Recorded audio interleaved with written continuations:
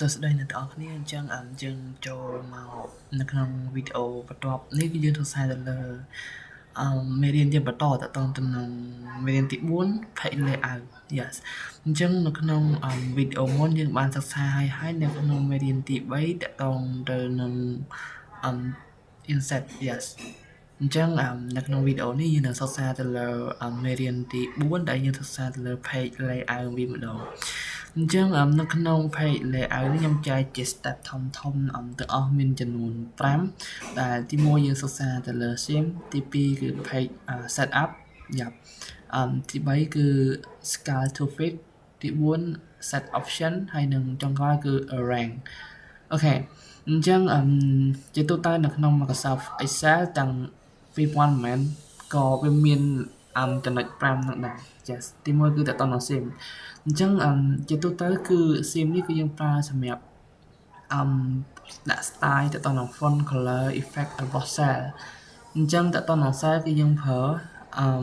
យើងចង់ design វា cell មានពណ៌មាន style អក្សរអេសាសាយើងភាគច្រើនយើងប្រើនៅក្នុង theme ហ្នឹងអញ្ចឹងកន្លែង theme នេះគឺវាស្ថិតនៅកន្លែងនេះអញ្ចឹងបើនៅក្នុង Microsoft Excel គឺនៅពេលយើងចូលកន្លែង page layout មកយើងឃើញដំបូងគេគឺ theme អញ្ចឹងចំណុច theme នេះវាមាន color មាន font ហើយមានeffect អញ្ចឹងតទៅនឹង color font effect នេះគឺយើងប្រើសម្រាប់តា cell មួយទេយើងមិនសម្រាប់ design ទៅលើអក្សរទេកន្លែងហ្នឹងយ៉ា color កន្លែងហ្នឹងតែ font គឺយើង design ទៅលើ font អក្សរអូខេឧទាហរណ៍តែខ្ញុំមានទៅសេមួយដាក់ថា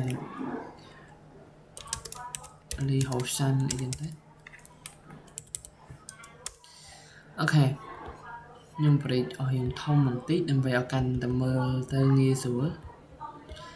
អញ្ចឹងកន្លែងនេះគឺយើងអាចសេរីតទៅនឹងfont កន្លែងនេះយើងអាចសេរីដាក់ font បាន font អីគេដែលមើលទៅវារៀងស្អាត yes អូខេអញ្ចឹងកន្លែងនេះបើយើងដូរ color ទៅគឺវាអត់ដូរទេអក្សររបស់យើងមិនន័យថាវាដូរតែពណ៌ cell ពណ៌អីទេអញ្ចឹងកន្លែងនេះជាទូទៅគេក៏មិនសូវជាប្រើមិនទេកន្លែង color កន្លែងនេះគឺអាសាប្រើគឺប្រើកន្លែងនេះពីច្រើនគេដូរពណ៌អក្សរដូរអីគឺដូរកន្លែងហ្នឹងគេអត់សូវដូរកន្លែងpage layout ទេ yes អញ្ចឹងយើងគ្រាន់តែដឹងសិនទេយើងកន្លែងណាដែលយើងមិនសូវប្រើប្រាស់គឺយើង skip កន្លែង effect នេះក៏ដូចគ្នាដែរគឺយើងមិនសូវជាប្រើមែនទេតែយើងដឹងថាវានៅតំណែងអូខេទី2គឺតទៅនឹង page setup page setup នេះគឺសំខាន់ yes ចំណុចដែលសំខាន់នៅក្នុងនេះគឺ page setup នៅក្នុងមេរៀន page layout yes page setup នេះគឺយើងសិក្សាទៅលើរបៀបនៅក្នុងការកំណត់กระดาษរបៀបនៅក្នុងការកំណត់ size ទំហំกระดาษរបស់យើងយ៉ារបៀបដាក់กระดาษរបស់យើងផ្ដេកបញ្ឈរអីហ្នឹងឯងអូខេអញ្ចឹងឥឡូវយើងមកមើលទាំងអស់គ្នាថានៅក្នុង page setup នោះមានអីគេខ្លះទី1គឺ margin yes margin អញ្ចឹង margin ហ្នឹងគឺកំណត់កែមទៅលើក្រោមឆ្វេងស្ដាំយើងកំណត់ normal កំណត់ narrow wide មាន custom margin អីតែអញ្ចឹងអាហ្នឹងគឺសម្រាប់កំណត់ផ្ទៃទំនេរនៅខាងกระดาษរបស់យើងជាទូទៅกระดาษរបស់យើងនៅពេលដែលយើងធ្វើអីមួយគឺយើងត្រូវទុក space ចន្លោះខាងចេះរបៀបបែបនេះអញ្ចឹងបើយើងអត់ទុក space ទេនៅពេលដែលយើង print មកវាអាចនឹងដាច់អក្សរអញ្ចឹងជាហេតុដែលគេត្រូវតែទុក space ទំនេរនៅខាងកែមកระดาษរបស់យើងហ្នឹង yes អូខេអញ្ចឹងទី2គឺ orientation គឺ orientation ហ្នឹងវាមាន2គឺមាន portrait ហើយនិង landscape អញ្ចឹង portrait ហ្នឹងគឺកណ្ដាស់វិឈរយ៉ាកណ្ដាស់វិឈរដល់ពេល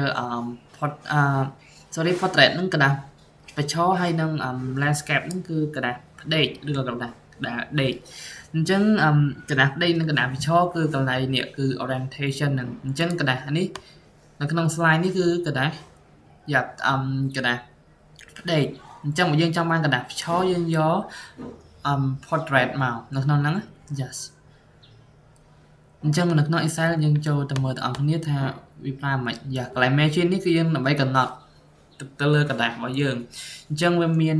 last custom setting វាមាន normal មាន wide មាន narrow នេះគឺមានន័យថាកែមរបស់យើងនៅសល់ទូចមែនតើ normal នេះមានធម្មតាជាទូទៅគេយក 0.5 ទាំងអស់កែមរបស់វាហ្នឹង yes អូខេអញ្ចឹងកន្លែងហ្នឹងគឺសម្រាប់កំណត់ផ្ទៃកែមសងខាងហ្នឹងឲ្យវានៅ space នៅទំនេរអូខេ ទី2គឺតើតើនឹង orientation ហ្នឹងគឺកន្លែង portrait វាមាន portrait វាមាន landscape portrait ហ្នឹងគឺកណ្ដាលវិឈរហើយនឹង landscape គឺកណ្ដាលផ្ដេកអញ្ចឹងកណ្ដាលវិឈរនិងកណ្ដាលផ្ដេកអ្នកនរគ្នាដឹងហើយខ្ញុំមិនបញ្យល់ detail ពេកទេយ៉ាវិឈរគឺវារៀងវែងពីលើចុះក្រោមផ្ដេកគឺវារៀងវែងពីឆ្វេងទៅស្ដាំអញ្ចឹងទៅអូខេឥឡូវយើងចូលទៅដល់ size យ៉ាតើតើនឹង size គឺវាមាន letter មាន letter small មាន tablet យ៉ាមាន lecture មាន legal មាន statement យ៉ាមានច្រើននៅក្នុងហ្នឹងមានកណ្ដាស់ A3 A4 A4 small អីហ្នឹងទៅតែជាទូទៅគេអាសាប្រើគឺគេអាសាប្រើតែកណ្ដាស់ A4 ទេព្រោះអីអូខេអញ្ចឹងតើតើនឹង size គឺវាមានទំហំទាំងអស់ប៉ុណ្ណឹងហើយតើតើនឹង portrait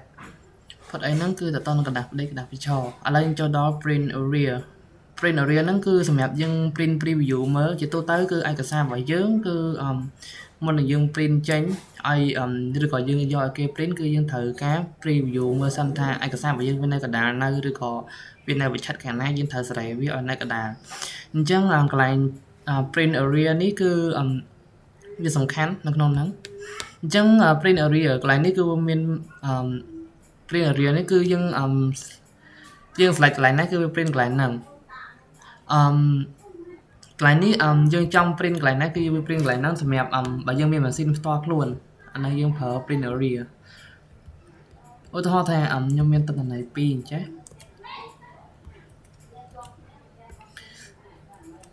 ខ្ញុំចង់ print area ទៅលើឈ្មោះទី1អានេះខ្ញុំដាក់ថាឈ្មោះទី1អានេះទី2អញ្ចឹងខ្ញុំចង់ print area ទៅលើឈ្មោះទី1អញ្ចឹងខ្ញុំគ្រាន់តែ select ទៅលើហ្នឹងទៅហើយយើងចុចទៅលើ print area ហើយយើងយកពាក្យថា set print area តមកទៀតយើងចុចទៅលើកន្លែង preview នេះយើងទៅមើលទៅឃើញឈ្មោះរបស់យើងមានតែមួយទេដោយសារតែយើង select តែមួយទេឈ្មោះកន្លែងហ្នឹងអញ្ចឹងអាហ្នឹងគឺជាគោលដៅនៃការប្រើ print area yes អូខេឥឡូវយើងចូលទៅមួយចំណុចទៀតគឺទៅនឹង break នេះគឺសម្រាប់បង្កើតกระดาษ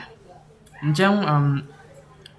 break គឺយើងសម្រាប់បង្កើតនៅกระดาษថ្មីមួយទៀតប៉ុន្តែ break មួយនឹង new กระดาษរបស់យើងกระดาษថ្មីកន្លែងនេះវាមានពាក្យ new page yes អញ្ចឹងកន្លែងហ្នឹងវាខុសគ្នាថាដោយសារតែយើងប្រើ break នេះគឺវាផ្ដាច់กระดาษហ្នឹងជា2បើន័យថាយើងដាក់ cursor របស់យើងនៅកន្លែងណាគឺกระดาษហ្នឹងវាផ្ដាច់ត្រឹមហ្នឹងឧទាហរណ៍ថាខ្ញុំដាក់ cursor នៅកន្លែងនេះហើយខ្ញុំ print area ទៅគឺกระดาษហ្នឹងវាចែកជា2ហើយដល់ពេលចុច break ទៅយ៉ាអញ្ចឹងกระดาษហ្នឹងវាចែកជា2ត្រឹមហ្នឹង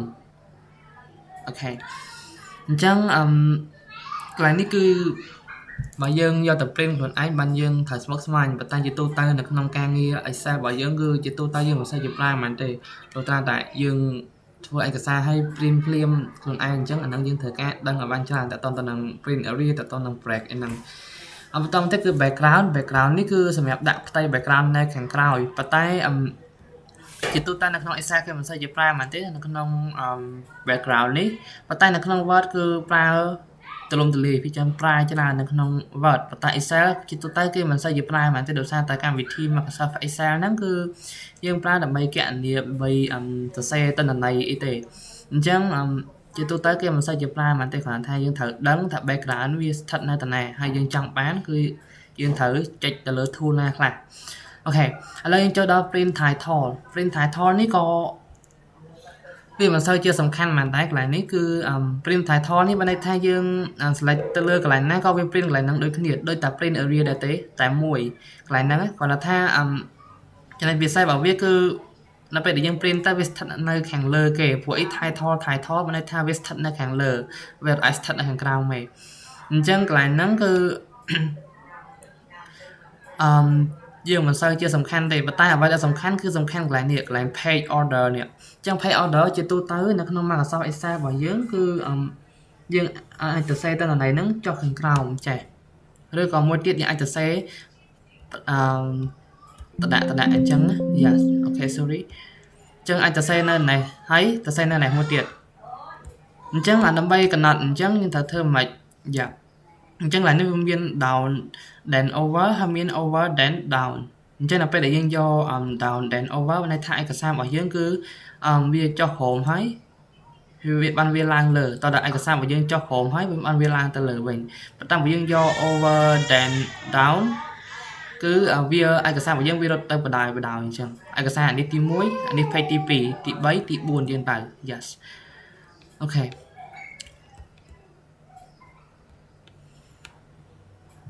អញ្ចឹងចំណុចបន្ទាប់ទៀតទៅតនឹង scale to fit នេះយើងគ្រាន់តែដឹងទេប៉ុន្តែ scale to fit នេះវាស្ថិតនៅណាឥឡូវយើងទៅមើលនៅក្នុង Excel ទាំងអស់គ្នាយ៉ាអញ្ចឹងទៅនឹង scale to fit ហ្នឹងគឺយើងកំណត់តកតងទៅនឹង space ឧទាហរណ៍យើងទៅសេអក្សរយើងចង់ឲ្យវាមានកម្រិតឆ្ងាយពីគ្នាអីចឹងទៅយើងអាចប្រើនៅក្នុង function scale to fit ហ្នឹងអញ្ចឹងតើតើ scale to fit ហ្នឹងវាមាន width ហើយនិង height width ហ្នឹងគឺបដ ாய் ហើយ height គឺកម្ពស់ទទឹង sorry យ៉ាបដ ாய் ទទឹងអញ្ចឹងឥឡូវយើងទៅមើលទាំងអស់គ្នានៅក្នុងមកសោ Excel របស់យើង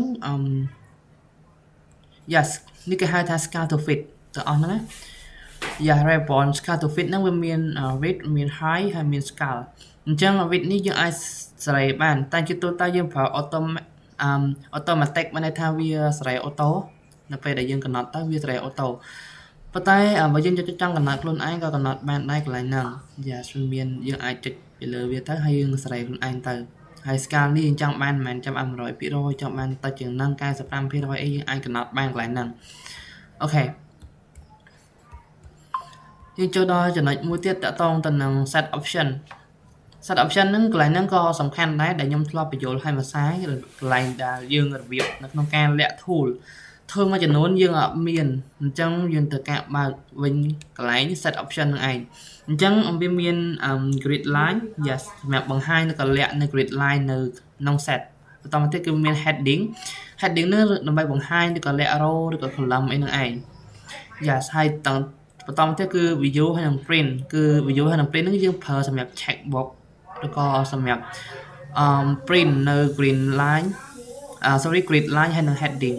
ឥឡូវយើងទៅមើលទាំងអស់គ្នានៅក្នុង Excel យ៉ា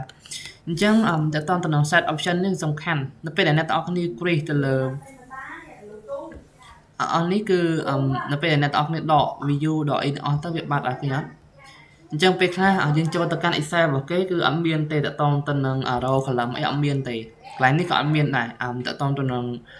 ឈ្មោះរបស់ row ឈ្មោះរបស់ column នោះអត់មានទេអញ្ចឹងដើម្បីយើងបើកវិញយើងចូលទៅឡើង page layout ហើយយើងទៅ create យកអាហ្នឹងមកវិញមក yes គឺយកវិញមកគឺរួចជាការស្រេចហើយអញ្ចឹងកន្លែងហ្នឹងក៏សំខាន់បើយើងផ្លិចអីអាចនឹងរកឃើញឯកន្លែងហ្នឹងអញ្ចឹងយើងត្រូវចាំថាបើយើងអត់ឃើញទៅក្នុង cell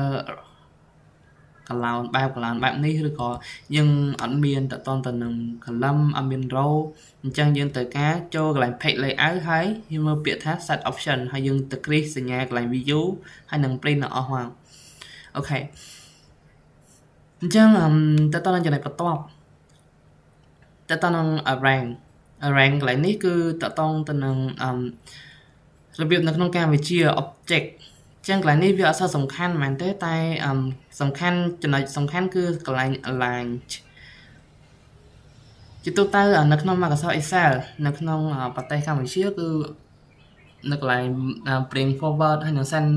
backward អីហ្នឹងគឺវាអត់បើកឲ្យយើងប្រើប្រាស់ទេជាទូទៅប៉ុន្តែនៅក្នុងប្រទេសក្រៅផ្សេងទៀតយើងអាចប្រើបានឬក៏ពេលខ្លះយើងអាចទិញ Microsoft Excel ហ្នឹងយើងទិញបង់លុយហ្នឹងអាហ្នឹងគឺអាចប្រើបានដែរកន្លែង bring forward អីហ្នឹងវាដូចនៅក្នុង Telegram ដូចនៅក្នុង chat យើងដូចគ្នាអញ្ចឹង forward ហ្នឹងមានន័យថាយើង send តគ្នា yes អូខេអញ្ចឹងឯកសាររបស់យើងអាច send តគ្នាបានដោយវាស្ថិតនៅក្នុងទម្រង់ដដែលប៉ុន្តែជាទូទៅនៅក្នុងបច្ចុប្បន្ននេះយើងអាសាប្រើគឺ save ហើយនឹង save ជា PDF ហើយនឹង save ធម្មតា document ហ្នឹងឯងអញ្ចឹងយើងអាសាប្រើពីរហ្នឹងយើងអត់សូវប្រើ forward ទេអូខេអញ្ចឹងនៅក្នុងហ្នឹងគឺមានแบบទាំងអស់ function ទៅនឹង array មានច្រើនក្នុងហ្នឹងប៉ុន្តែ align នេះកន្លែង align នេះគឺ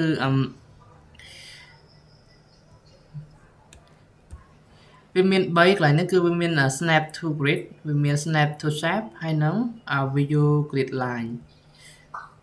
កន្លែងនេះalign គឺយើងប្រើដើម្បីកំណត់ cell ហ្នឹងឯង យើងចង់បាន cell ហ្នឹងប្រប៉ុណ្ណាយើងអាច align វាឲ្យវាស្ថិតលក្ខណៈទៅកុំលាតពេលយើងទៅសេអក្សរអី yes អូខេដល់ពេលដែលយើងចុច